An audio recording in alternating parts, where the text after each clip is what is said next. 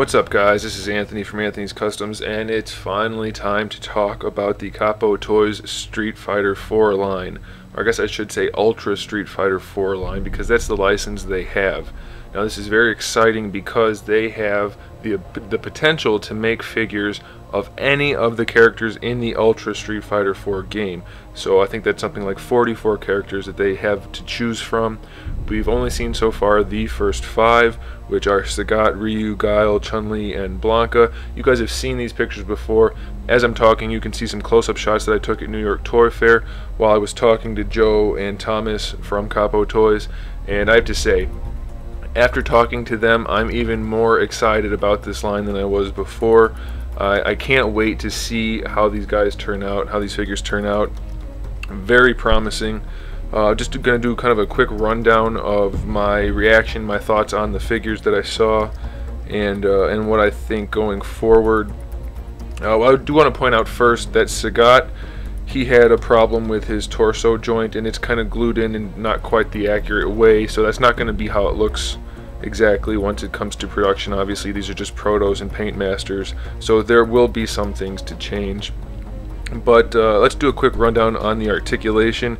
It looks like the heads are going to be on at least a single ball peg, maybe a double ball peg, you know, with the ball on the top and on the bottom for the head and the neck, but it might be a single. We're not sure yet about that. The shoulders are going to be ball hinges for everybody. Chun-Li is the potential exception for that. Some of these things may not change. None of this is really set in stone at this point, even though the sculpts and the paints have been approved on those that have been painted. Things may still change a little bit here. The torso joint is not an ab crunch, it is a diaphragm joint of at least a single ball peg. It might end up being a double ball peg, I don't know for sure.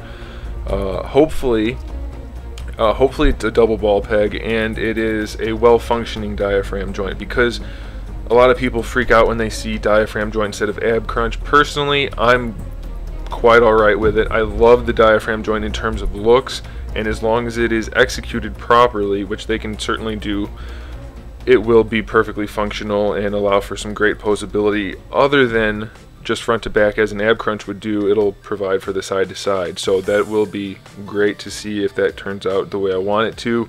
The waist is going to be at least a swivel. It looks like it might even be a ball peg. I'm not sure on that yet. They're going to have the ball hinge shoulders, like I said, aside from Chun-Li, with a swivel.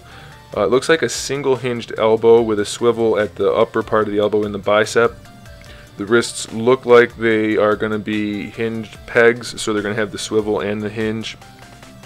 All of the hips, with the exception for Chun-Li again, appear to be ball hinges, and they look like they're T-jointed ball hinges, so that's very good. You guys know that the T-joint is far better than the Y-jointed ball hinge. But even if they do end up being Y-joints, you know that's still okay, because we're going to get the range of motion we want. Chun-Li's looks like it's just going to be the single hinge in the hip to allow for like the splits motion, the lateral movement, and then the swivel going forward and back to give her the forward kicking motion. So we'll see if they end up with a swivel in there or not. For the thigh, doesn't look like it as of right now. The knees all appear to be single jointed knees, just like the elbows. And then the ankles have a standard hinge. It looks like they have an ankle rocker in there, but we're not sure on that yet, so hopefully they get that squared away and they do end up having the ankle rocker. That would be a huge bonus. I'm really looking forward to that. And at least some of them, if not all of them, it looks like at least Blanka and Chun-Li are going to have a toe pivot or a toe hinge. Not sure on the other ones yet, but like I said, none of this is really set in stone.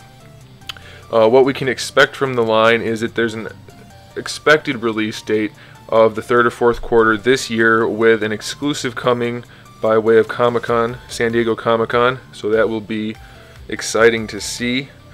We also can expect a price point of around $24.99. That's what they're kind of targeted at right now, but that can go up or down depending on how they end up doing things. So again, like I said, none of this is set in stone. These are just plans right now, and plans have a tendency of changing, but this is the idea.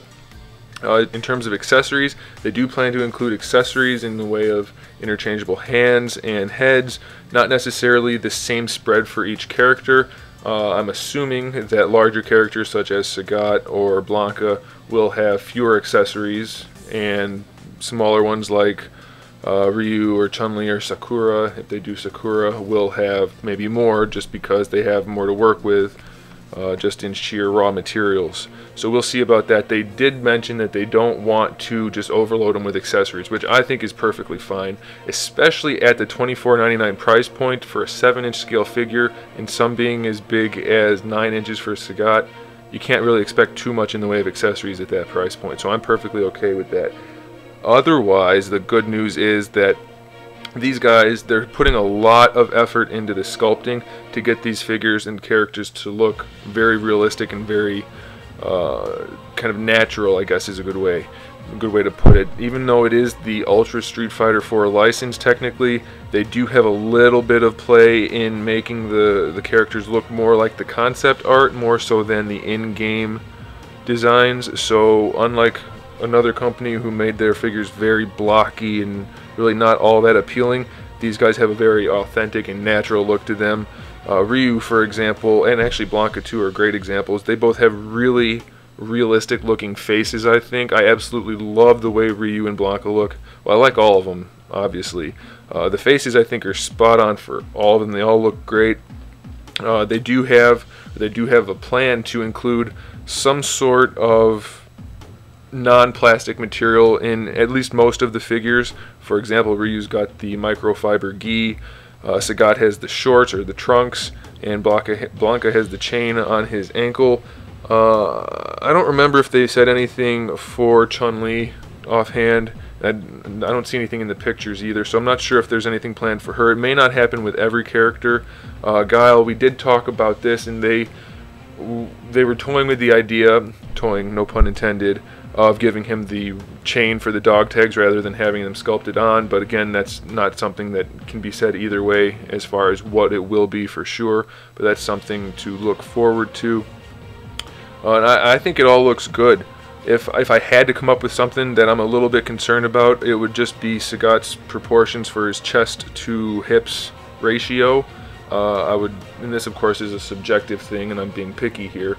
For me, I would like Sagat to be maybe a little bulkier in the upper torso, but either way, he's gonna look great. He does look great, especially once you discount the offset of that torso joint that you can see in the pictures. So I'm really excited. We do have additional articulation in Blanka. I forgot to mention his hair is articulated to kind of help it to stand up when he's doing an electricity attack. I don't remember the name of his attack offhand. So there it is, guys. We're looking at a really nicely sculpted, nicely painted, highly articulated set of 7-inch scale figures ranging from 6 to 9 inches in the end, with at least some accessories per figure and a variety of other materials other than the standard plastics for the figures. Again, coming out 3rd to 4th quarter this year at a price point of $24.99. You can expect to see a production run of around 8,000 per figure. I'm looking forward to it in a big way, and I think all of you other Street Fighter fans should be too. So I want to say thanks to Joe and Thomas for taking the time to talk to me, to give me all this information, and for giving us something to see at Toy Fair. Definitely one of my best experiences at any of the booths at Toy Fair. So thanks again to those guys. Thanks to all you guys for watching. And like I said, stay tuned for these figures to come out relatively soon. And as always, stay tuned for more figure reviews, custom figures, and other good stuff. And in the meantime, keep collecting.